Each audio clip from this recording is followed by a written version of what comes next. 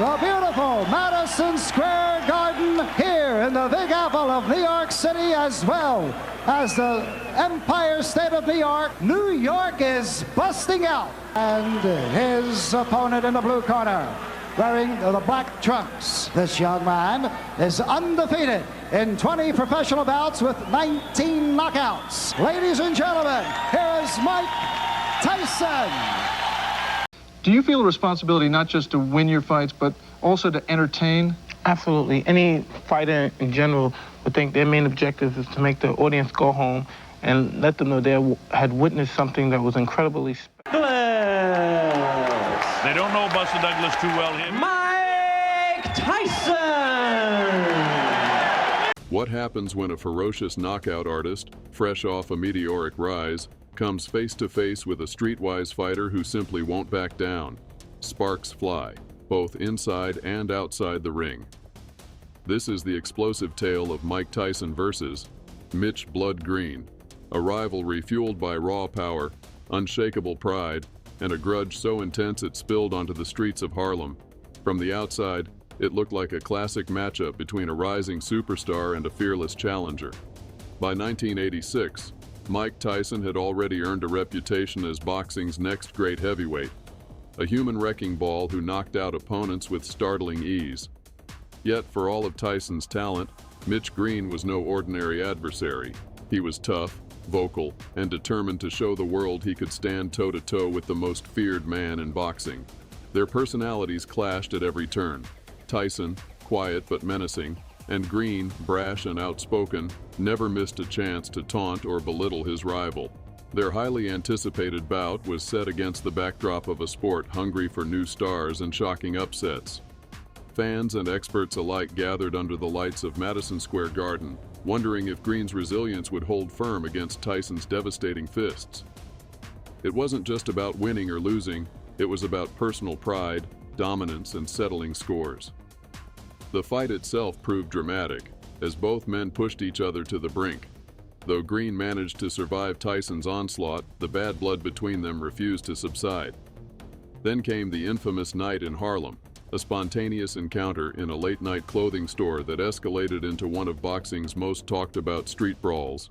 Jaw-dropping headlines followed, puncturing the myth that a prizefighter's battles are confined to the ring.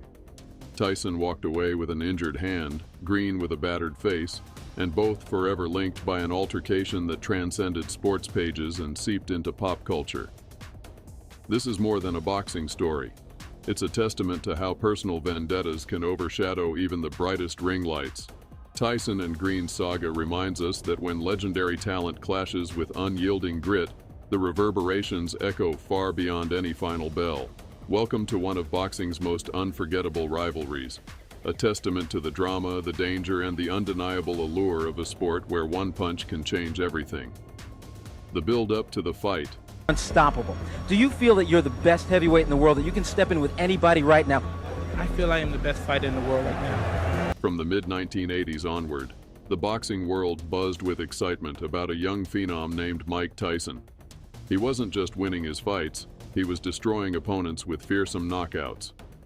By the age of 20, Tyson had already become a top contender in the heavyweight division, capturing headlines everywhere for his unparalleled power and intimidating aura.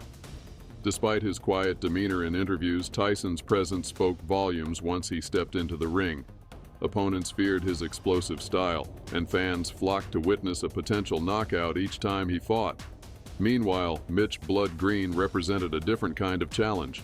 Standing over 6 feet tall, Green possessed a strong jab, solid ring awareness, and a reputation for being unafraid of anyone. He had grown up in tough neighborhoods, sharpening his resilience both in and out of the ring. While he lacked Tyson's polished record or knockout ratio, what Green did have was a bold personality. He never missed an opportunity to call out rising stars, and his pre-fight trash talk was legendary in its own right. Tyson's rapid rise put him on a collision course with many established heavyweights, but the matchup with Green carried an added layer of intrigue. Most opponents, intimidated by Tyson's fierce reputation, tried to maintain a respectful distance, verbally and physically. Green, on the other hand, seemed to thrive on stoking the fires of a rivalry. He questioned Tyson's abilities publicly, claiming that the young knockout artist had yet to face someone as tough and durable as himself. Media outlets quickly latched onto the back and forth, amplifying every insult and prediction of doom. In the weeks leading up to the fight, Green escalated his verbal jabs, calling Tyson overrated and daring him to prove otherwise in the ring. Tyson, never one to shrink from a challenge, responded with a calm yet chilling assertion that he would handle business when the bell rang. During press conferences, their personalities clashed openly. Tyson stood stone-faced while Green made provocative statements. Reporters relished every tense moment, sensing the fight would be more than just another heavyweight contest. This was a true grudge match, fueled by personal animosity and pride. Promoters, always eager to capitalize on conflict, made sure the fight received maximum exposure. They pointed to the stark contrast between Tyson's succinct, destructive approach and Green's more conventional boxing style punctuated by a bold swagger. Fans wondered if Green's jab and move technique, combined with his reputed toughness, could neutralize Tyson's devastating hooks and uppercuts. You take into the ring a lot of rage. Does that work for you or does it work against you at times? You know, who cares? We're in a fight anyway. What does it matter? Well, for example, rage against Evander Holyfield worked against you. Well, it. It's a fight, so whatever happens, happens. Mike, why do you have to talk like that? Well, I'm talking to you the way I want to talk to you. Do you have a problem? Turn off your station. You know what? I think we'll end the discussion right now. Then we could. You got it. Have a nice... Would Green be the first to expose any cracks in Tyson's armor? Or would he end up as another notch in the knockout artist's belt? By the time fight night approached, the hype had reached a fever pitch. Tyson, already a looming force in the division, had everything to lose if he stumbled against a challenger who seemed to relish the underdog role. Green stood to gain everything, a chance to upend boxing's hottest prospect and cement his own place among the heavyweight elite. The stage was set at Madison Square Garden, an iconic venue that had witnessed legendary battles for decades. Fans poured in, buzzing with speculation as to whether Green's brash confidence would hold up under Tyson's assault. Thus, the buildup to the Mike Tyson versus Mitch Blood Green showdown was charged with energy, fueled by personal rivalries, contrasting styles, and a hunger for validation on both sides. It was more than just hype. It was the promise of witnessing two men determined to outdo each other in front of the world, no matter the cost. The fight itself. This is my best thinking at the time. Get my gun, automatic, just like this, and just go crazy. Who are you gonna hurt? Regardless. That's just my first thought. On May 20th, 1986, the tension at New York's Madison Square Garden was almost palpable as fans gathered to witness one of the most talked about heavyweight matchups of the decade.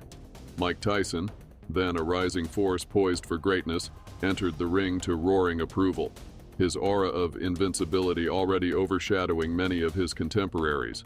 In the opposite corner stood Mitch Blood Green, a fighter with an unwavering sense of self-belief and a granite chin to back it up. Though he lacked Tyson's knockout resume and the media hype, Green was known for his resilience and defiant attitude, which had quickly captured the public's imagination. That night, he intended to prove his mettle. As soon as the first bell sounded, Tyson charged forward, unleashing a barrage of hooks and uppercuts. His strategy was clear: overwhelm Green early and land a finishing blow before the challenger had any chance to settle. Yet Green, bracing himself for the onslaught, showcased surprisingly swift defensive reflexes, refusing to be yet another quick knockout victim. Green's jab flicked out whenever Tyson allowed even a second's distance, and although these shots rarely halted Tyson's momentum, they served as a reminder that Green was no ordinary opponent. The crowd roared each time Green landed a counter or evaded a ferocious uppercut, sensing that this matchup would be far more competitive than many had anticipated. Undeterred, Tyson zeroed in on Green's midsection, hammering him with thudding body blows designed to sap his stamina. The rib-crunching shots forced Green to clinch repeatedly, hoping to stifle Tyson's offense. Meanwhile, Tyson's corner, aware of Green's resilience, pressed their man to maintain relentless pressure, expecting Green to wilt under the cumulative force of Tyson's combinations. As the fight wore on, Green demonstrated a fierce determination not to crumble. Each time Tyson exploded with another series of punishing strikes, Green managed to tie him up or slip away with minimal damage. He refused to surrender the center of the ring, using what space he could claim to regroup and occasionally launch his own counters. By the later rounds, it was clear Tyson was racking up points, landing the heavier punches and dominating the ring in virtually every exchange. But Green's courage and durability brought a different energy to the fight. Spectators began to cheer for Green's underdog grit, applauding his ability to absorb and endure the knockout artist's relentless assault. When the final bell rang, Tyson's superior aggression and accurate power punching earned him a unanimous decision victory, but Green's reputation emerged fortified by his capacity to withstand the era's most feared heavyweight. Their clash had gone the distance, leaving the crowd abuzz.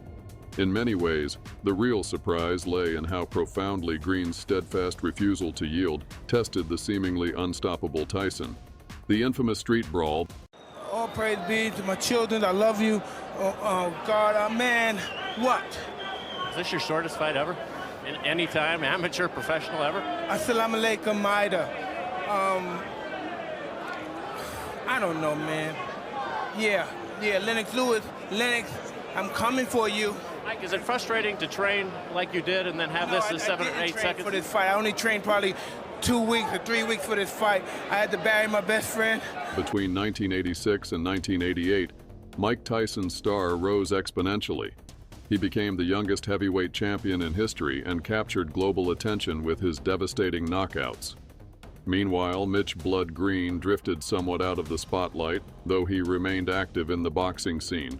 Despite their official bout ending with a unanimous decision in Tyson's favor, the animosity that had flared between the two men never fully cooled. In the early hours of August 23, 1988, fate brought them together once more, this time far from the orderly confines of a sanctioned boxing ring. According to various reports, Tyson had visited a Harlem clothing store to pick up a late-night custom piece. Green, who also happened to be in the area, spotted Tyson and decided to confront him. Still harboring resentment from their 1986 clash, Green is said to have taunted Tyson about money, respect, and opportunities he felt were unjustly taken from him. The resulting brawl became the stuff of tabloid headlines. In a flurry of blows, Tyson allegedly broke his hand after landing a punch on Green's face.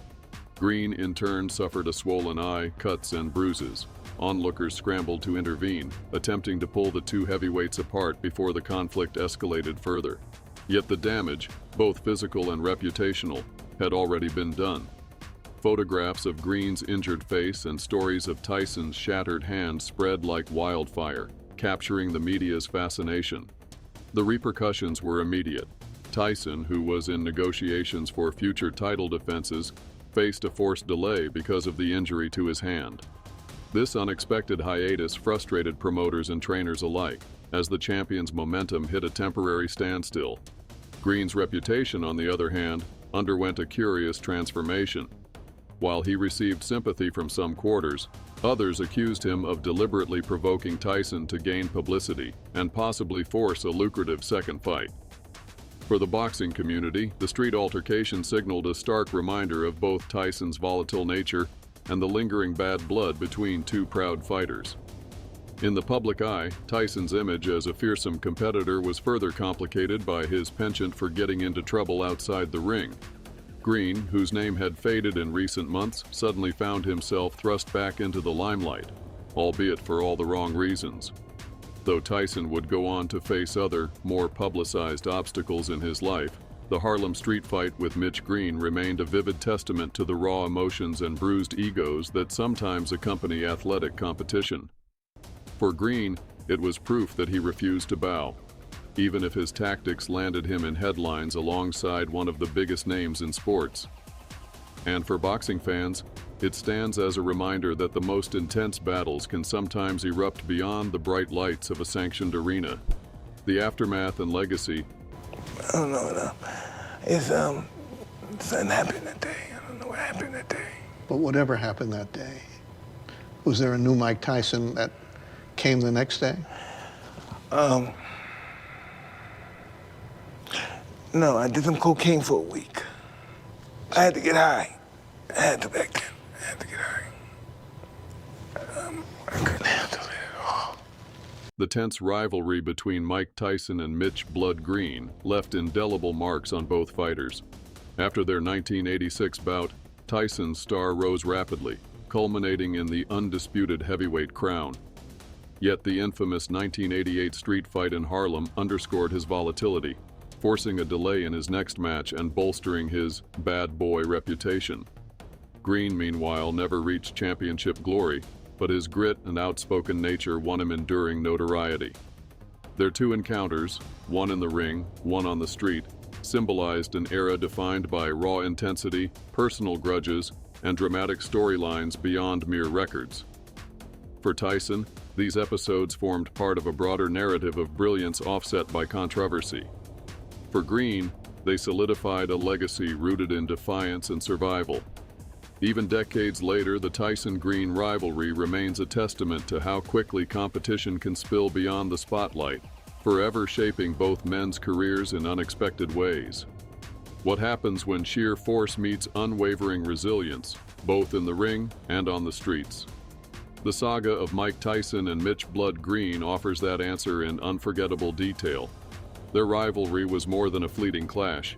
It exemplified how personal grudges can spill beyond sanctioned fights, leaving a legacy that still resonates throughout boxing history. From their showdown under the bright lights of Madison Square Garden to the infamous brawl in Harlem's late-night shadows, these two heavyweights ignited a fierce story defined by raw ambition, bruised egos, and relentless determination. Tyson emerged victorious in their 1986 bout, bolstering his unstoppable aura. Yet Green's grit earned him a badge of honor. He went the distance, refusing to be another notch in Tyson's string of knockouts. That endurance left a mark, as fans and analysts recognized Green's ability to withstand some of the most brutal punches in the sport. But any hope that their feud would end with a judge's decision soon evaporated. Fate crossed their paths again in 1988, igniting one of boxing's most talked about street fights. In that sudden explosion of fists, Tyson fractured his hand, and Green's face bore the brunt of a champion's rage. Thank you for taking this journey through an iconic chapter of boxing's tumultuous past.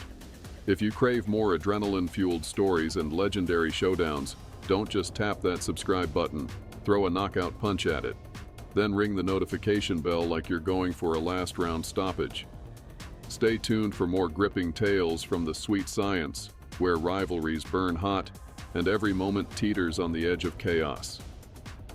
The final bell may have rung for Tyson and Green, but the echoes of their clashes still resonate in boxing lore, reminding us that grudges aren't always settled when the official scorecards are read.